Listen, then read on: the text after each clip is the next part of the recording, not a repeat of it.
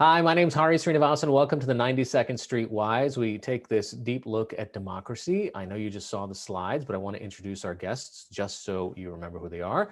We are joined by Danielle Allen from Harvard University. She also runs the Edmund J. Safra Center for Ethics. Yuval Levin is joining us from the American Enterprise Institute, and Jill Lepore, you've seen her byline at the New Yorker. She also works at Harvard as well. So this topic, I think we can pretty much solve all of democracy's problems in about 30 minutes. So we're prepared for that.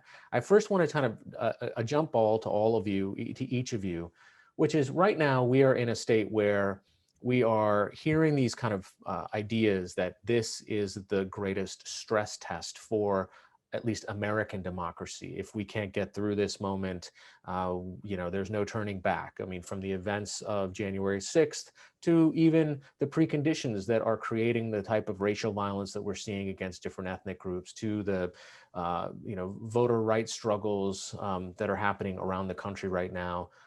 Is it as bad as that sounds, or is American democracy so resilient and has seen these challenges before, and we can learn from it and move forward? So Danielle, let me start with you. And it doesn't have to be either one of those two. It can be a third option. Thank you so much, Hari. Good to be here in this conversation, this important conversation. This is a very challenging moment, and it is a distinctively challenging moment. We, I think, are watching a situation where for years, people on both sides of the political spectrum have come to feel disempowered, to see our political institutions as non-responsive to them and their needs. And in the space of that alienation and disaffection, a lot of really toxic feelings, experiences, practices, social formations have emerged. So our democracy is very unhealthy. There wasn't a point in the past where we were ever perfectly healthy. In that regard, the work we have ahead of us is very much forward-looking. We are trying to create a healthy, multicultural constitutional democracy at a mass scale. This is actually something that hasn't been achieved in the world before. We have to understand the magnitude of the challenge, but also the human opportunity it presents. So in that regard, it is a hard moment. We have a lot of work to do, but the reward of doing it is really extraordinary. And I hope that can motivate us all to dig in and work on achieving a healthy democracy. Yuval?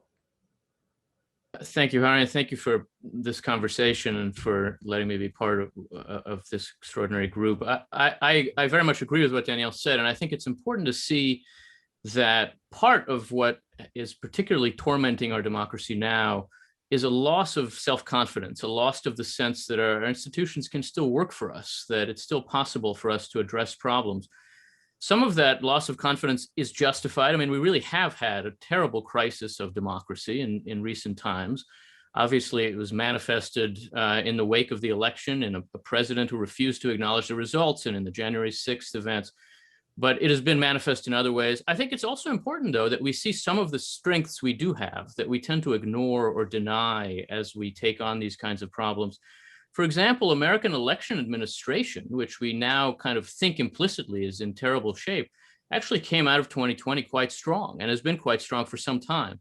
It is easier to vote, which I think is a good thing, which it seems to me we all should think is a good thing. It is easier to vote than it's probably ever been in America. We have very, very little fraud in our elections. And so although both parties now are very worked up about dangers, whether it's too many ineligible voters voting, as Republicans seem to think, or too few eligible voters voting, in both those cases, that concern is not exactly well placed. We have to begin by saying our system does work. It can be stronger, and it can be made stronger if we do it together. But if we don't, if we treat it as another subject for our divisions, as another object for polarization to tear us apart, then we lose one of the great strengths that can enable us to rise from these challenges. We have to first recognize that there are things our democracy does well and build on those to address the things we're doing poorly. And at the moment, I think that crisis of confidence makes it very much harder for us to take on the genuine crisis and real problems that our democracy does face. I also want to stress one thing that Danielle pointed to, which is that this is, in a way, an unprecedented challenge. We are trying to become a functional multi-ethnic democracy on a vast scale. And that really hasn't been achieved before. The United States has done impossible things before. The United States of America was the first successful colonial revolt in the history of the human race. And we're going to need to be the first successful mass multi-ethnic democracy if our country is going to thrive. That's an enormous challenge to take on. But we have to recognize that we have been in the past of people who can take on enormous challenges. And if we work at it together, this can be done. Jill?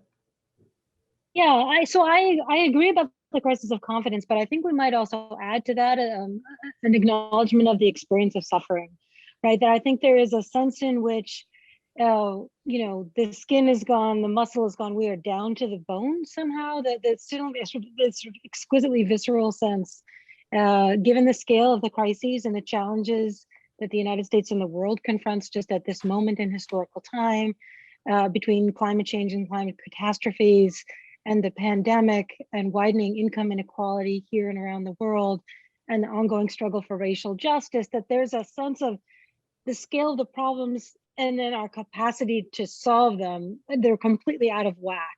And so in that gap between the two, there's a great deal of suffering and a lot of anguish, right? That's sort of kind of beyond, I completely agree with Yuval that, the crisis of confidence, but that's driven by the experience of suffering.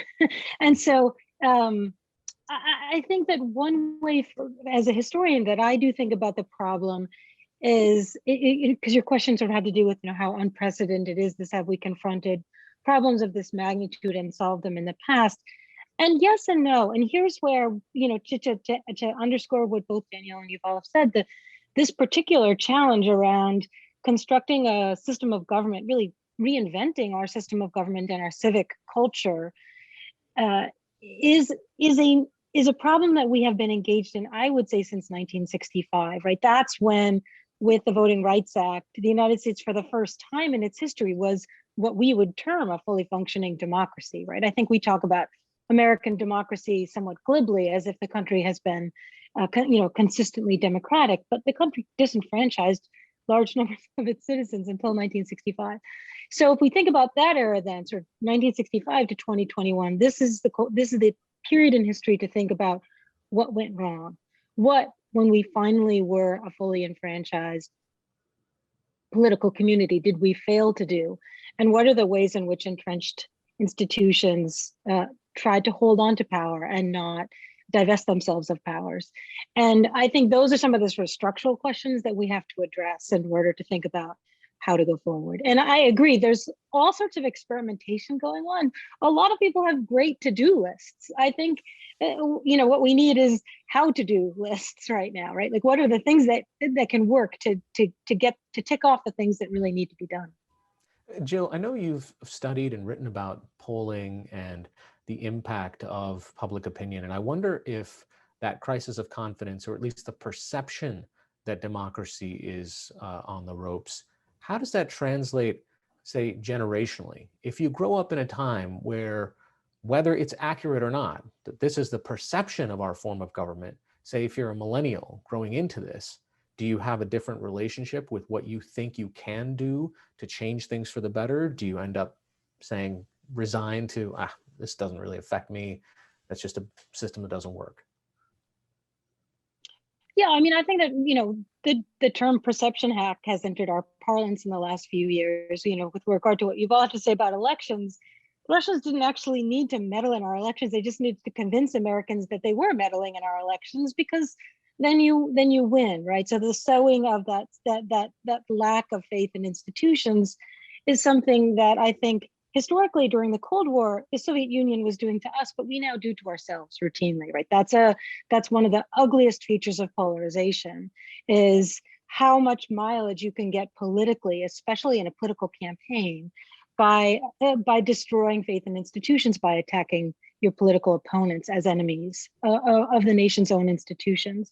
So I think that actually journalism has a lot to answer for in that regard as well, right? There are many different ways in which I think all the institutions that are attacked for undermining faith in institutions are participating in their own self-undermining, right? So I do think there are real consequences to that. And the ways in which we have failed to be honest with ourselves, each in our own roles, as academics, as journalists, as politicians, as political candidates, as citizens, as voters, is where the problem lies. Because I think it does kind of come down to the institutions that do talk about institution building, looking first at themselves. Yuval, you've studied the I word, institutions, and written about it a great deal. I mean, what happens when we think that the institution itself is creating a set of rules to keep us disenfranchised, that structurally and systemically, whether it's the press, whether it's the military, whether it's our legislatures, that we don't have access to be the agents of change that, in a way, we're promised is part of being in this democracy? I think that's really the question of the moment, an enormously important question. In a sense, we all know we're losing faith in institutions. That's kind of a cliche by now. But what does it actually mean to say we're losing faith in an institution? What is faith in an institution? I think one key to answering that question is to see that our institutions form us, that they form the people within them by organizing a group of people around some common aim or aspiration into a shape that can be effective in the world. An institution forms those people, their habits, their character, their soul. And we trust an institution when it seems to form people who are trustworthy, who have our interest at heart, or who take the idea of integrity that defines that institutional purpose seriously. Our loss of trust in institutions, I think, is rooted in a loss of the sense that our core institutions in America really do that now. Too often, they seem less like molds of character and more like platforms for people to perform on, to be seen, to build a following, to build a personal brand. That's what a lot of members of Congress do now. That's what a lot of professionals seem to be in the business of doing now. And it's very hard to trust them when they behave that way. It would be easy in that situation to just say, well, then, to hell with them. We don't need them. Burn them down, tear them up, drain the swamp, defund them. But the trouble is we actually do need functional institutions in our society. And it's actually the people with the least power in our society who most need functional institutions. People with a lot of resources are going to be fine, whatever happens. It's people without a lot of power, without a lot of money, without a lot of access, who need strong institutions to protect them, to empower them, to represent them. So the fact that too many of our institutions have failed us means that we need to restore them, to renew them, not just to reject them. And I think in this moment, our politics, which is a very populist politics in different ways on the left and the right, is having a lot of trouble arriving at a vocabulary of restoration like that. We have a very powerful vocabulary of rejection. But the question is, how do we rebuild? How do we restore? How do we build new institutions that could serve to address new problems? We don't feel like this is a moment for that. And I do think, to take your question about generations, I think there's an enormously important generational component here, where younger people looking at our politics now see quite a lot of elderly people in power. And, I don't want to say this in the wrong way, but our president is 78, his predecessor was 74, the Speaker of the House is 80, the Majority Leader of the Senate is in his early 70s also. And I wish them all long lives and good health, don't get me wrong. But there is a desperate need for some generational transition in a lot of American institutions to help people have the sense that they are empowered, that the future can be different, because it is in the hands of people who are fundamentally future-oriented. And that's just a terrible need that is not being met right now by a lot of our institutions. Danielle, let's take a case example about sort of the racial reckoning that has been happening since last summer. And in ways it seems to flare up, whether it's a specific incident or whether it's a specific kind of conversation that's happening in different kind of micro communities. And most of the time, there seems to be this detachment that I don't really know what I can do to change any of this. The institutions don't seem to be receptive in the first place, or they're not even speaking the same language about what we hear on the street and what we feel. Well, I think that here it's an important thing to clarify what the goal is. I'm going to disagree with Yuval's formulations and actually make a case that this disagreement is important and matters. We do have a habit of talking about the need to restore or renew, and I think we cannot fundamentally make progress if we start from that understanding of the goal. The reason is simply that for many, many people, institutions have not worked for a very, very long time. And so by definition, if we propose a project of restoration, that it will be understood by people as a defeat from the get-go. So without any question, the thing that we have to do is achieve something that we have not previously achieved. And yes, that does involve healthy institutions, but healthy institutions of a new kind than we've had in the past. And Jill spoke to this specifically. We really have to achieve an entire civil society structure that's about power sharing, and that is about power sharing across the many different kinds of communities that we have in this country. When I listen to people involved in the movement for Black Lives, they have produced an incredible organizing structure. And indeed, that organizing structure includes a lot of policy innovation, also operating at very local levels, and people are moving policy changes forward. For example, in Houston, the effort to build an alternative to the 911 system, which is a sort of system that is a call to get people access to health services or mental health services in the first instance, rather than to policing services, a real redirection of basic policy and institutional process.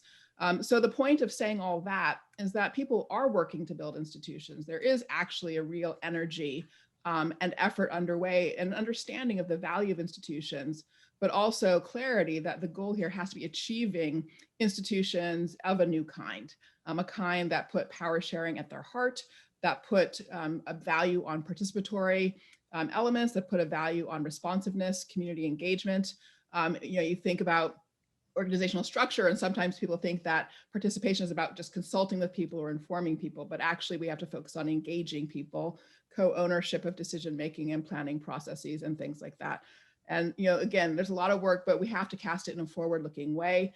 I don't think the energies are just sort of flaring up and receding. I think we're actually currently living through what will prove to be a really seismic organizational overhaul of our society. And that's a good thing. It should enable broad human flourishing for all of us. Yeah, Danielle, you and Yuval, I want to point out to the audience, you were part of a product from the American Academy of Arts and Sciences called nothing less than Reinventing American Democracy for the 21st Century. And I want to make sure that our audience gets a sample of some of the ideas that you think are in there, that are concrete, that are achievable. Danielle, you go first, and you've all pick up on anything that she might have left off. Well, there are 31 recommendations, and it's impossible to have a favorite.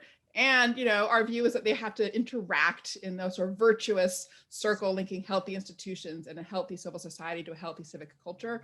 So, but despite that, I'll go ahead and just call out two things. One is a recommendation that government at all level build in more participatory elements to increase responsiveness and constituent engagement. So that's a key piece throughout. I also think a really important one is the recommendation that we go ahead and move forward universal voting, a la Australia, to make voting duty on par with jury duty, something that we understand is our responsibility to participate in. I think this is critical at this point in time because it is a way of leapfrogging the questions that we now have about voting access, and turning the technical question about voting into one about how do we get ballots into everybody's hands safely and get them all turned back in safely. But we need to reaffirm a commitment to universal suffrage in this country. And I believe the way to do that is just by go ahead and embrace a policy of universal voter duty. Okay, Yuval, from the list of 31, any other ones that leap out at you? Well, thank you. I'll try to get specific too. And let me just say it was an enormous privilege to be part of this. And Danielle was more than just a member. She was one of the leaders and organizers of this project, which I think offers a lot of ideas that can help us think about how the future can be built for Americans. I guess one recommendation I would point to beyond those that Danielle suggested is a recommendation to expand the size of the House of Representatives, to allow the House to grow with the American population, as it did regularly until the early 20th century, so that each member represents fewer people, that there's more direct representation, but more importantly than that, the expansion of the House could be a kind of instigating reform that would allow for a series of other reforms to happen that would create a moment of action, both for electoral reforms in the states, things like ranked choice voting, multi-member districts in the House, and for institutional reforms in Congress. By changing the size of the House, it's a kind of shot in the arm that moves people to think maybe things can change It would also help to balance the electoral college, since each state's number of electors is a function of its congressional delegation. So in a lot of ways, it would be a move to modernize American democracy and help us step into the future, while also waking us up to the possibility that other changes are possible too. That within the framework of the Constitution, without needing to amend the Constitution, there are a lot of changes we can make that could help the system work better for us. And I think that's the spirit in which we need to think about the coming years. Jill, when you look back, I know you wrote a piece a while back, the last time democracy almost died, right? But the last time democracy almost died, we didn't necessarily have a pandemic that brought into stark relief these gross inequities that we're seeing play out on not just the public health front, but the sort of what is an essential versus expendable worker front. So what are the potentials that you see from this horrible moment where more than 500,000 people, Americans, have died from this, that we can take and say, here are the core kind of lessons from this pandemic that we need to inject into whatever this future democracy looks like? Well, I guess I might push back a little and question whether the suffering in the Great Depression wasn't really quite profound. It's not a global pandemic, but the kinds of losses that families sustained is really, I think, fairly unimaginable by us today.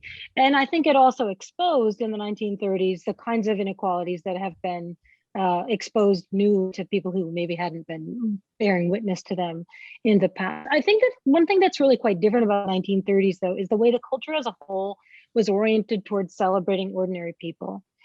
We live in a culture that celebrates celebrities and the famous and the rich. And that has huge consequences for our capacity to really embrace the kinds of reforms that Danielle's work on the American Academy of Arts and Sciences Committee recommended, right? Like the fully taking seriously the obligation, the challenge of universal suffrage, the recommendation to have the House of Representatives actually represent us in a truly meaningful, quantitatively meaningful way, in a proportionate way, as it was intended to do.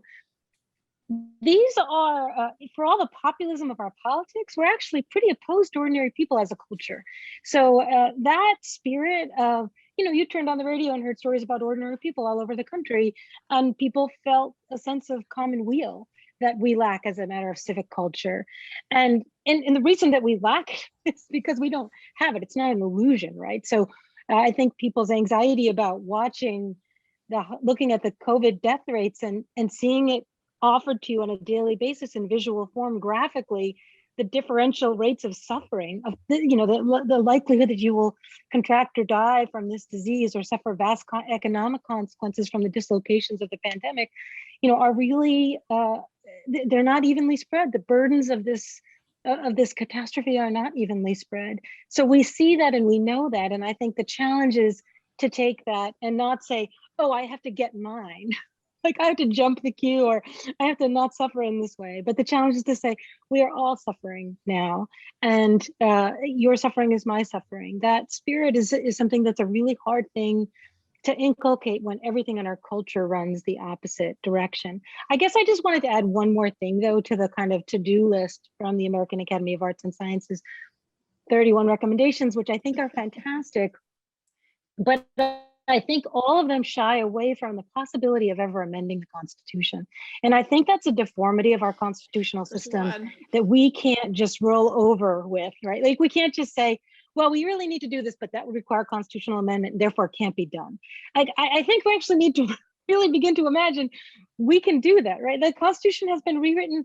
It was written in 1787, it was rewritten during Reconstruction, and it was rewritten during the Progressive era. It is time to rewrite it by way of amendment. And that, in fact, can be done. It's not an unamendable document. It's sort of, we've become accustomed as a culture to accept the kind of inevitability of that, but it's not inevitable, right? Like if we had people voting and we had better representation, I'm sorry. But I actually think that needs to be on the table, because otherwise we're saying to young people, yeah, well, we have this Constitution from 1787, but don't even think about trying to amend it. That can't happen. That has to be on the table. Danielle? Can I speak to that? Thank you. So we do have a constitutional amendment in the recommendations, and this is a very important point. And your point, Jill, is is correct. I mean, we have to be ready to amend. It has been a very long time since we've amended, a longer than usual period of time since we've amended the Constitution. We did want to make judgments about where was the place where that was the necessary step versus the place where you could pull other kinds of levers. So the one constitutional amendment that we recommended relates to the issue of campaign finance. And it would be a constitutional amendment to undo the implications of the Citizens United Supreme Court decision. And Jill, you'll be very happy to know that work is underway. There are organizations around the country that have drafted an amendment and are working on moving it forward. In Massachusetts, I think it was in 2018 that the citizens of the state, by a supermajority vote, passed a ballot proposition to bring in a citizens commission to work on the issue of campaign finance. And that Citizens Commission has indeed recommended ratification of 28th Amendment to change the terms of Citizens United. So I am quite confident that over the next few years, we will see an effort to amend the Constitution moving forward. Can I say one more thing on that too? Yeah, I think it's enormously important to think in these terms, because the invitation to think about amending the Constitution is an invitation to think about working together. It requires a supermajority, almost a consensus on a key public question. It's hard to do, but it's the kind of hard thing to do that calls on us to act together, rather than to imagine that after the next election, I'm not going to have to deal with these people I don't agree with anymore, and then we can do everything we want. We have to begin from the premise that there are differences, there are disagreements, but there are also ways for us to find avenues of solution, avenues of addressing our problems that can draw us together and bring large majorities of Americans to understand that a change is needed. Seeing that as a possibility, and again, not just taking for granted that where we're stuck is what we have to live with, is absolutely essential if the coming years are going to be a time of reform, which I think they have to be. So we've got about 5 minutes left, and my last question to you all, and I'll start with you, Jill, is what's your advice to President Biden? I mean, it seems that, you know, in the moments after 9/11, there was a unity in this country, at least for a few weeks, where now this crisis, unfortunately, because it's been so long and slow, perhaps that's the reason we don't have that same thing. But if he was able to harness this potential collective will to move forward, what would you ask him to focus on? You know, I guess I think Biden's doing a very good job, and I kind of don't want more of the president in our frame of view. I think that we have become fixated on the office of the executive. I hold presidential biographers and journalists responsible in large part, not just the office of the executive itself. I think we have collectively contributed to a giant swelling of that office and its place in our imagination, not only the powers exerted by the office, but the attention that we give to it. So I think Biden is working very hard, and I like that he's working not really in full view. I think if there are public acts that he can do beyond the policy making, I would like to have the opportunity for children, you know, when they have a day where they have to go to the auditorium and watch something that's going on in the Capitol, I would like it for it to be the president getting advice from people, from community organizations. Say, I would like kids to be able to see the president listening to the people. That's a piece of political theater that I think the nation really needs. All right, Yuval? Well, I very much agree that we've become too focused on the presidency, and along with historians and journalists, I think I would blame Congress for that. Congress it has allowed itself to become too much of a secondary institution.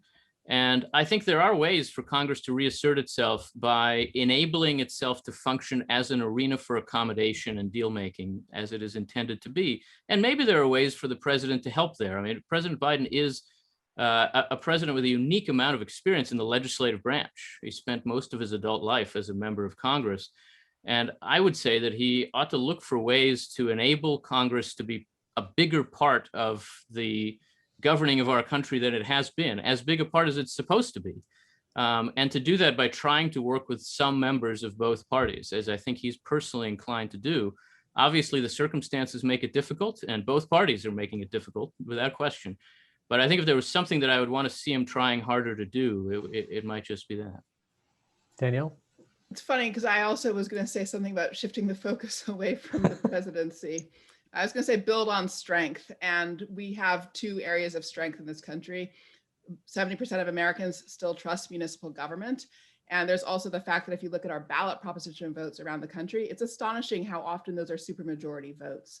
So we should really look to local government, to the issues that we've converged on in a supermajority way, and we should build on those things, build coalitions out from there, invite those problem solvers who are getting good things done for their communities to take leadership roles, lift them up, elevate them, let them lead. All right, Danielle, Alan, Yuval, Levin, and Jill Lepore, thank you all. Thank you. Thank you. Thank you. Thanks.